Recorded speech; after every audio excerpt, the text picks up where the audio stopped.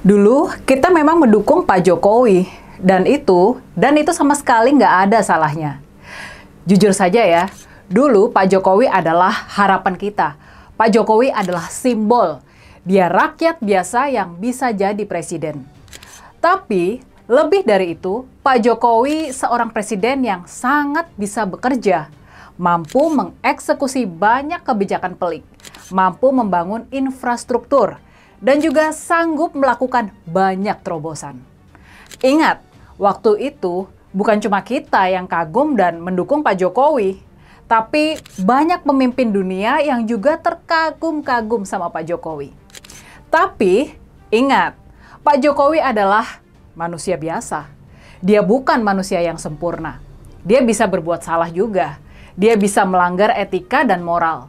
Bisa jadi keluarganya mudah terperangkap dalam jebakan-jebakan nikmatnya kekuasaan.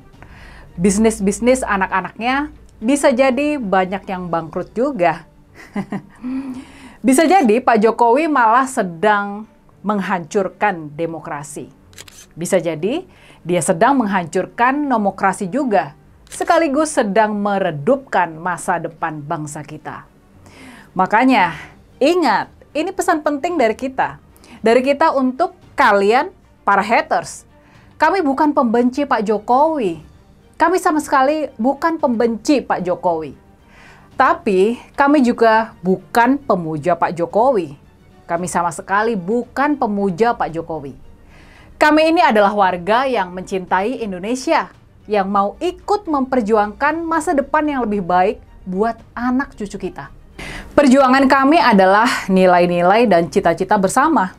Kami berjuang supaya cita-cita kemerdekaan yang dijanjikan oleh para bapak dan ibu pendiri bangsa kita benar-benar bisa terwujud di masa hidup kami.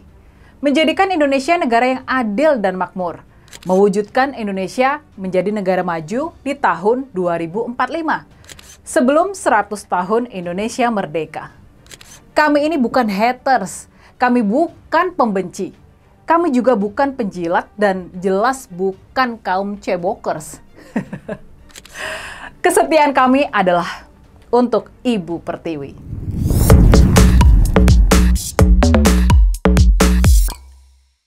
Sejarah bangsa kita sudah mengajarkan, sejarah panjang bangsa kita sudah memperingatkan. Jangan lakukan kultus individu. Jangan fanatik mendukung seorang pemimpin. Sebab dia hanya seorang manusia biasa. Dan Bung Karno pun pernah mengajarkan. Bung Karno pernah memberikan teladan. Sewaktu-waktu Bung Karno memutuskan buat menghancurkan rumahnya sendiri. Rumah tempat dibacakan proklamasi kemerdekaan di Jalan Pegangsaan Timur nomor 56 di Jakarta Pusat. Ya, betul. Bung Karno sudah menghancurkan rumahnya yang bersejarah itu dan mendedikasikan tanahnya untuk Republik ini. Di tanah itu, selain dibangun Tugu Petir, tepat di lokasi pembacaan proklamasi, di kemudian hari juga dibangun sebuah gedung, namanya Gedung Pola. Gedung ini mulainya dimaksudkan sebagai sebuah galeri buat mempertontonkan rencana-rencana pembangunan fisik besar yang digagas oleh pemerintah dalam kaitannya dengan pembangunan nasional semesta berencana yang pertama, antara tahun 1961 sampai dengan 1968. Pertanyaan kita pastinya, ini rasa penasaran kita. Mengapa Bung Karno sampai tega menghancurkan rumahnya sendiri, rumah yang bersejarah itu? Rupa-rupanya nih, menurut catatan sejarah, Bung Karno tidak ingin di kemudian hari terjadi pengkultusan terhadap dirinya, sang pemimpin besar revolusi. Konon nih, Bung Karno nggak mau kalau kelak celana kolornya pun sampai dipamerkan di museum yang didedikasikan buat dirinya. Bagi Bung Karno yang terpenting bukanlah dirinya terus dikenang dan dipuja. Tetapi yang lebih penting adalah cita-cita kemerdekaan yang dia wariskan kepada kita, kepada anak, cucu, hingga cicit bangsa. Yang terpenting adalah janji kemerdekaan yang sampai sekarang ini belum bisa kita tunaikan, yakni menjadikan Indonesia sebagai negara yang adil dan makmur. Menjadikan Indonesia sebuah negara maju yang sejajar dengan bangsa-bangsa besar di dunia seperti Jepang, Amerika Serikat, dan juga negara-negara Eropa.